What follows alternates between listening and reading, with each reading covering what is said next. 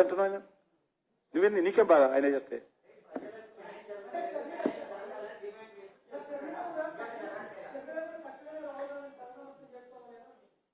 ఇక్కడ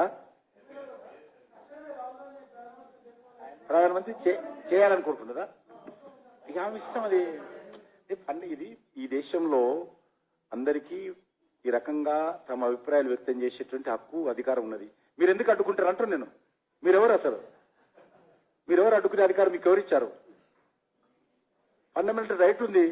ఇప్పుడు బాత్రూమ్లలో కూర్చొని, బెడ్రూమ్లలో కూర్చొని, బాల్కనీలలో కూర్చొని, కార్లలో కూర్చొని, సెల్ ఫోన్లలో తమ అభిప్రాయాలు వ్యక్తం చేసే సోషల్ మీడియా అధికారం కూడా వచ్చింది. ఇప్పుడు నడుస్తూ కూడా సోషల్ మీడియాలో పెట్టే అధికారం ఉంది. మీరెవరు అడ్డుకుంటారు అంటున్నా.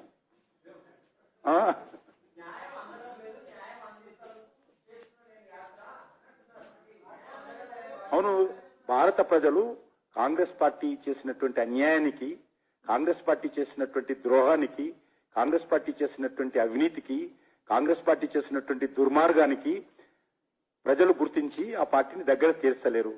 కాబట్టి అది వాళ్ళు ఏమనుకున్నారు, అన్యాయం అనుకుంటున్నారు. వాళ్ళు ప్రజలు ఏదైతే కాంగ్రెస్ పార్టీని ఓడించారో, ఇటీవల మళ్ళీ ఓడించారో, వాళ్ళు కాంగ్రెస్ వాళ్ళు ఏమనుకుంటున్నారు, అది అన్యాయం అనుకుంటున్నారు. కాబట్టి అలా అన్యాయం అనుకుంటే మేమేం చేయలేం. న్యాయయాత్ర, కాంగ్రెస్ న్యాయయాత్ర చేస్తున్నాం. చేయాలా? చెప్పులన్నీ ప్రతి ఊరూర పోయి ముక్కు నేలకు రాసి గత 75 సంవత్సరాలుగా మా కుటుంబం చేసినటువంటి తప్పులకు క్షమా కోరుకుంటూ యాత్ర చేస్తున్నాడు. చేయని తప్పేముంది?